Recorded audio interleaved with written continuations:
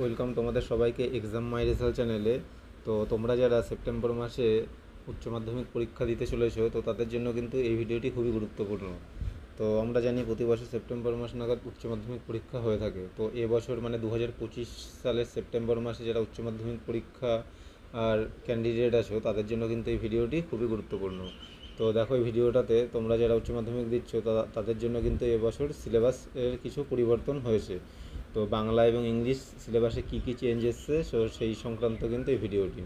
তো চলো শুরু করি। দেখো, এখানে বলা হচ্ছে, this is for information to all coordinator and learner of উচ্চ মাধ্যমিক পরীক্ষা বা higher secondary examination respective of their years of registration that the some change in the syllabus in the form of some exclusion in the paper of Bengali and English as mentioned below. It is noted that the syllabus of other subjects remain unchanged.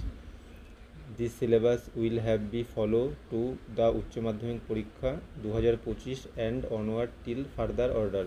এখানে বলা হচ্ছে 2025 সালের September মাসে যে উচ্চ মাধ্যমিক পরীক্ষাটা আছে তার বাংলা এবং ইংরেজিতে কিছু পরিবর্তন এসেছে, এমনি বাদবাকি সাবজেক্টগুলো অপরিবর্তিত বা একই আছে। ঠিক আছে, তো দেখো এখানে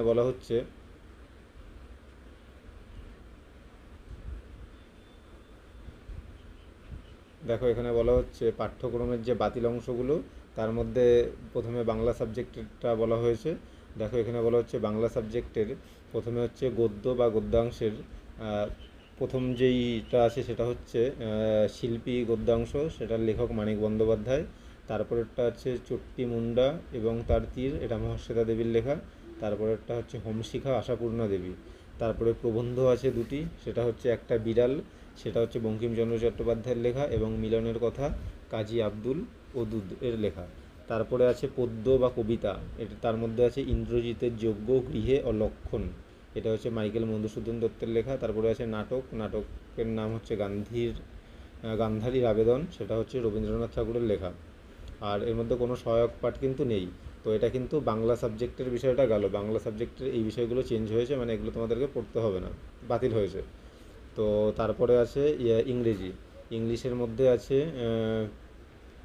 দেখো ইংলিশের গদ্য যদি আমরা বলি তার মধ্যে আছে দ্য ফান দে হ্যাড, ঠিক আছে, এটা আছে। এবং পোয়েম বা কবিতার মধ্যে আছে দুটো, সেটা হচ্ছে where the mind is without fear, এটা রবীন্দ্রনাথ টেগোরের লেখা। এবং তারপরেরটা আছে ফিউটিলিটি, এই দুটো আছে। তো বাংলা এবং ইংলিশের মধ্যে এই দুটোই কিন্তু পরিবর্তন হয়েছে, মানে এগুলো তোমাদেরকে পড়তে হবে না, এগুলো বাতিল বলে ঘোষণা করা হয়েছে। আর বাদবাকিগুলো কিন্তু বা অন্যান্য সাবজেক্ট কিন্তু সব একই আছে।